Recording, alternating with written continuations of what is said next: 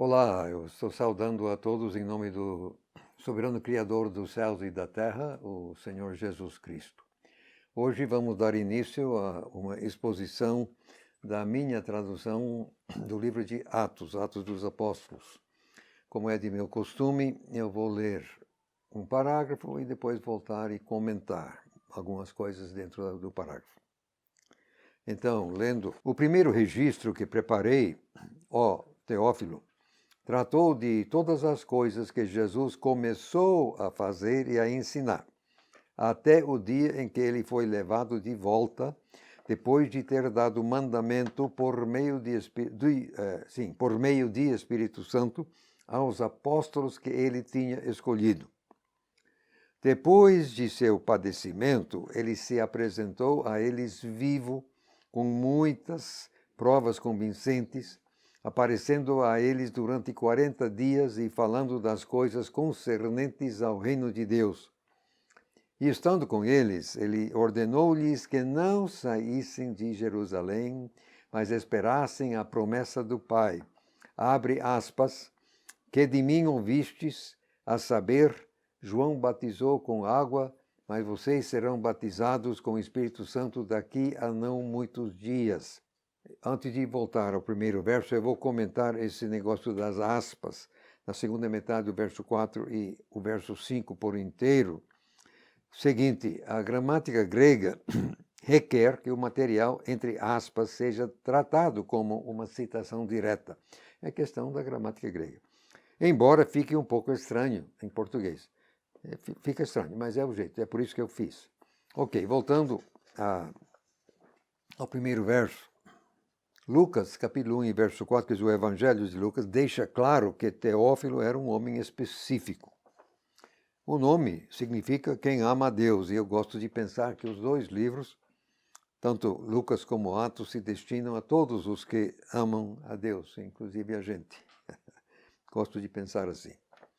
Agora, o verso primeiro termina com começou a fazer e a ensinar. Por que começou? Não sei, mas eu acho que deve ser porque este livro vai relatar o que ele continuou a fazer e ensinar, através dos apóstolos. E mais, ele segue atuando no mundo hoje, através de nós, através da gente. Deus ainda está agindo neste mundo. Então, Jesus começou, mas não terminou ainda. Verso 2, até o dia em que ele foi levado de volta. De volta. Jeová Filho foi dado a este mundo por uns 33 anos e depois ele foi levado de volta. Você sabe, em João 3, verso 16, Deus amou o mundo tanto que ele deu seu Filho. E Isaías 9 e verso 6. Eu vou ler isso aí. Eu quero que você ouça mesmo o que está em Isaías. Isaías 9 e verso 6. Porque um menino nos nasceu, um filho se nos deu, e o principado está sobre os seus ombros, e se chamará o seu nome, Maravilhoso Conselheiro, Deus Forte, Pai da Eternidade, Príncipe da Paz. Você vê que Isaías é exatamente preciso. Um menino nos nasceu, um filho se nos deu. É que o que a Virgem Maria deu à luz foi um bebê masculino, e esse corpo, Jeová Filho, aproveitou para andar nesta terra como Jesus. Mas ele não foi gerado no ventre, ele não começou no ventre de Maria, ele era eterno. Aliás, aqui diz Pai da Eternidade. Você já parou de pensar nisso? O que seria o Pai da Eternidade? O dono, então. Eu digo que ele é o dono da eternidade. Então, para você ser o dono da eternidade, você tem que ser eterno. Então, Jeová Filho é eterno, se manifestou entre nós como Jesus Cristo andando nesta terra. O que nasceu da Virgem Maria foi um menino. O filho foi dado. Exatamente. Aliás, já que estou nisso, eu gosto do que o João escreveu no capítulo 12, e verso 41. Isso aqui é tremendo. João 12, 41, ele veio citando Isaías capítulo 6, cegou os olhos a tal e tal. Aí 41, Isaías disse isto quando viu a sua glória e falou sobre ele. A sua glória, como essa sua glória de quem? É Jesus no contexto prévio. Então, João afirma que Isaías viu Jesus. Você indo de volta a Isaías capítulo 6, é lá, Jeová está no trono, e Isaías abalado e tal. Foi aí que ele viu. Quem estava no trono era Jeová Filho. Então, João afirma que Isaías viu Jesus. É isso aí. O Filho se nos deu. O Filho foi dado. Por um tempo, 33 anos e pouco. Aí ele foi levado de volta. Voltou para o Pai.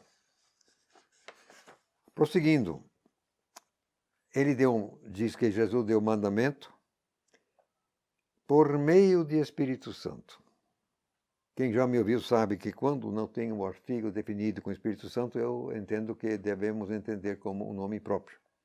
E aí eu traduzo, eu não digo do Espírito Santo, eu digo de Espírito Santo. Espírito Santo, para mim, no caso, é um nome próprio.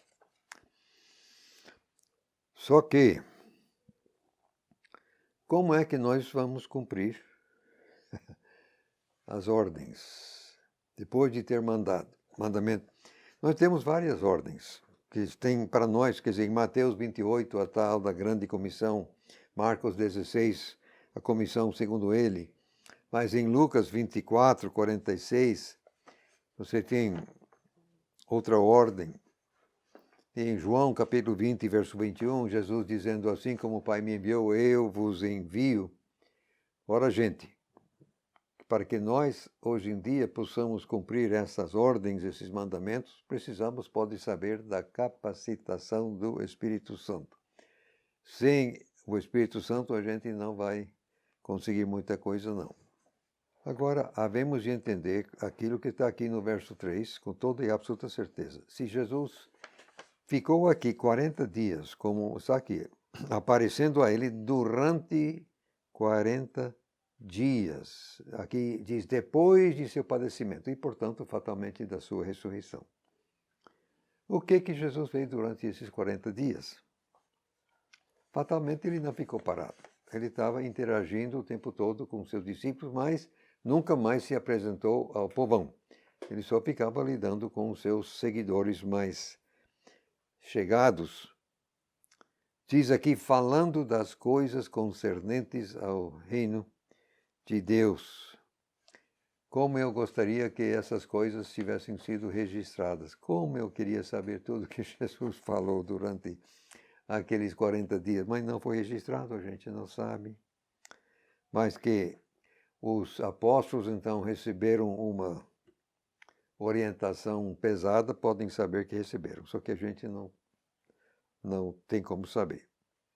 Concernentes ao reino de Deus, exatamente. Agora, verso 4. Estando Jesus com eles, ele ordenou-lhes que não saíssem de Jerusalém, mas esperassem a promessa do Pai. Agora, aí Lucas está repetindo o que ele já escreveu em Lucas 44 e verso 49. Essa questão da promessa do Pai.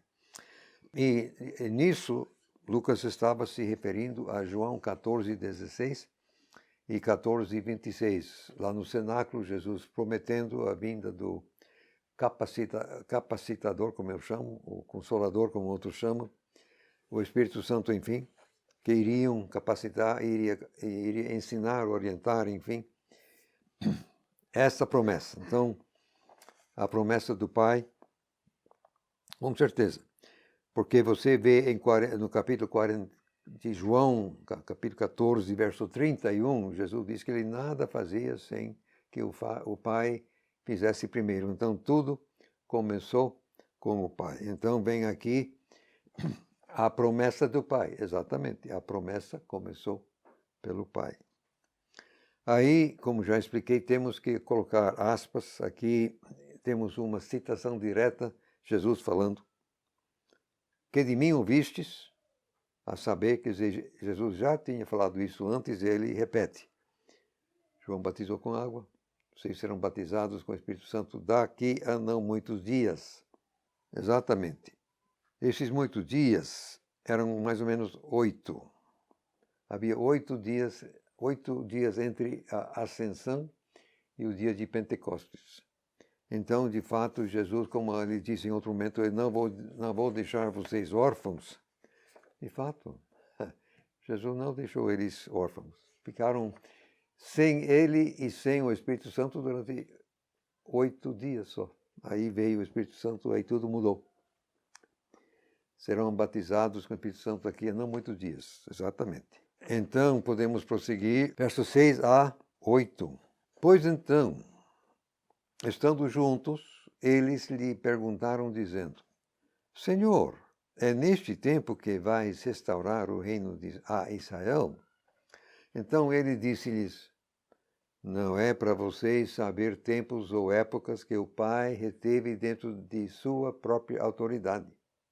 Mas recebereis poder quando o Espírito Santo tiver vindo sobre vós, e sereis testemunhas a mim, tanto em Jerusalém, como em toda, quis dizer, bem como toda a Judeia e Samaria, e até a última extremidade da terra. Aqui no verso 6, estando juntos, isso é uma referência ao verso 4, lá em cima. Verso 4, e estando com eles, estavam junto com ele, é isso aí. E a referência remonta outra vez a Lucas 24, versos 49 e 50. Lá nos informa que Jesus os conduziu até Betânia, ele fica em cima lá do Monte das Oliveiras, exatamente.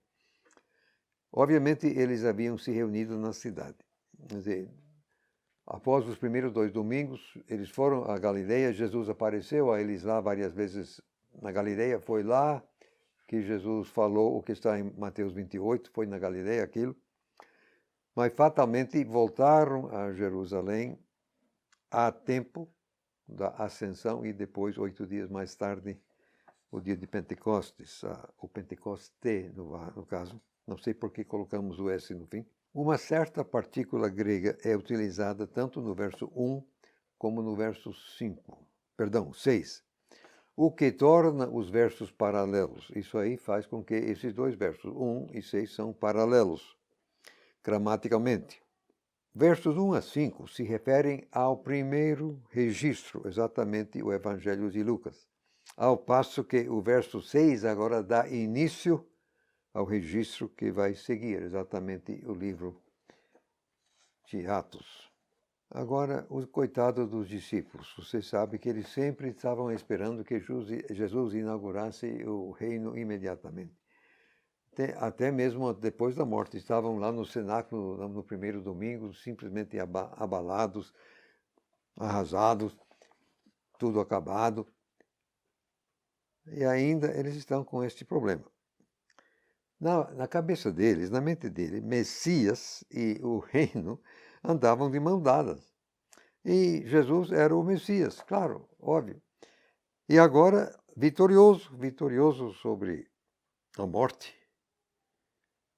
Logo, o reino deveria começar já. Aí, coitados, eles indagam, é agora, Senhor, é agora que vai restaurar o reino? Aí Jesus, ora, essa informação é privilegiada. Não é para nós saber. O Pai guardou essa informação no sigilo só para ele. Jesus não negou o vínculo implícito uma pergunta. Mas ele disse meramente que o momento, exatamente quando é que vai acontecer, é que não era para ninguém ficar sabendo. Pelo menos não aí. Aí ele vai, o que vai acontecer depois. Quer dizer, quando é que Deus, o Pai, vai mandar começar o reino, isso é com ele. Antes, no entanto, vem o que eles vão ter que fazer, cá embaixo. Então, verso 8, vocês vão receber poder. Aliás, iriam precisar de bastante. Quando o Espírito Santo tiver vindo sobre vocês. E esse santo precisa de um S. O Espírito Santo tiver vindo sobre vós. Agora, eu preciso comentar o que eu traduzi aqui. Sereis testemunhas a mim. Talvez 2% dos manuscritos gregos de qualidade inferior trazem minhas testemunhas em vez de testemunhas a mim. Você pode achar que é a mesma coisa. Mas na minha pequena cabeça, há uma diferença significativa no sentido. Para mim, ser testemunha a Jesus inclui ser como ele, isso está em Mateus 10, verso 25, basta ao discípulo ser como o seu mestre, ok? E fazer como ele, isso está em João 14, verso 12, Jesus dizendo, quem crer para dentro de mim fará as mesmas coisas que eu faço e fará maiores, inclusive. Então, para mim, a diferença é importante. Sereis testemunhas a mim, tanto em Jerusalém, bem como toda a Judeia e Samaria, e até a última extremidade da terra. Eu digo que nós temos aqui uma estratégia, tanto como e. Isto é, as três coisas têm que acontecer, ou devem acontecer simultaneamente. Talvez você tenha ouvido uns e outros falando que, não, nós temos que terminar de ganhar a nossa Jerusalém primeiro, aí então podemos pensar no... Só que quem ficar desse jeito, quem achar dessa forma, nunca vai sair de Jerusalém. Por que não? Porque existem bastante pessoas que fazem questão de não querer Deus, nunca vão querer, portanto, nunca serão ganhos e, portanto, você esperando até ganhar todo mundo, nunca vai sair daqui, porque você nunca vai ganhar todo mundo. É preciso fazer simultaneamente. Agora, a gramática aqui trata Judeia e Samaria como uma coisa só. Bem como Judeia e Samaria juntos, depois a última extremidade da terra. É exatamente assim no texto grego, assim, na sua Bíblia diz os confins, como se fosse plural. Não é plural, não, senhor. É singular. E, além do mais, a última extremidade, última é adjetivo, não é um substantivo. E é singular. Então, eu entendo dali que nenhum lugar no mundo deve sobrar. Todos os lugares do mundo devem ser atingidos, onde tem habitante, obviamente. Agora, nós temos, enfim, de alcançar a nossa cidade, o nosso país e também o nosso mundo. Isso deve acontecer simultaneamente. Caso contrário, nunca iremos alcançar o resto do mundo.